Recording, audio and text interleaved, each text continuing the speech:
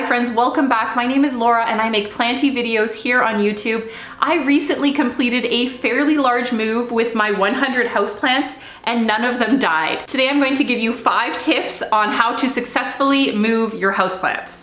Tip number 1 is to purge. You need to get rid of, give away, sell any plants that you do not love. If you do not absolutely adore those plants, don't bother trying to move them with you.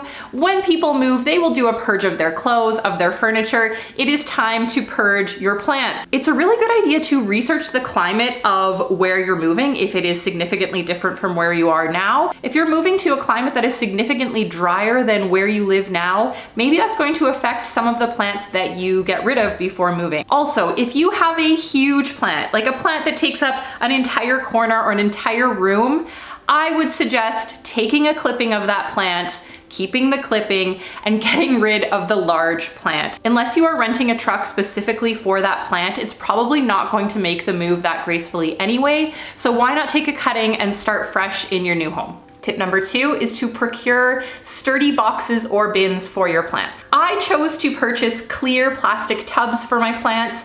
I knew that I would be able to use those for storage once we got into this new house, so it was a good investment for me.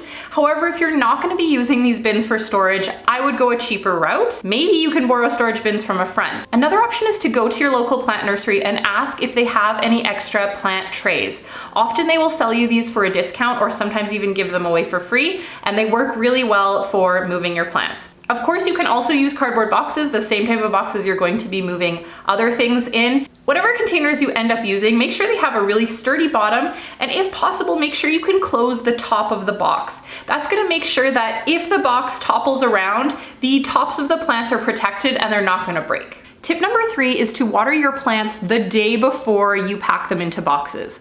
That way they won't be so wet that they are dripping all over the boxes. However, they will have been watered recently and they'll be able to sustain themselves if you aren't able to water them immediately once you get into your new house. When you water your plants that last time, if you are able to include a seaweed-based fertilizer, I've found that seaweed really helps reduce shock in plants and helps them be a little bit more adaptable to new situations. If you are able to add that to your water, they'll be a little bit more prepared for the big change. Tip number 4 is to make sure your plants get packed into a climate controlled vehicle if needed. If you are going to be going through a really hot area or a really cold area and they are just in the back of a moving truck, they are going to feel it. When our family moved, we had to drive through a mountain pass where it was really, really cold. So I chose to put all of my plants in my vehicle. I had to put a few of my plants in my trunk because I ran out of space in my car. I chose to put my sturdier plants in the trunk and they did totally fine. Now, of course, if when you move, the outdoor temperatures are about the same temperatures as indoors,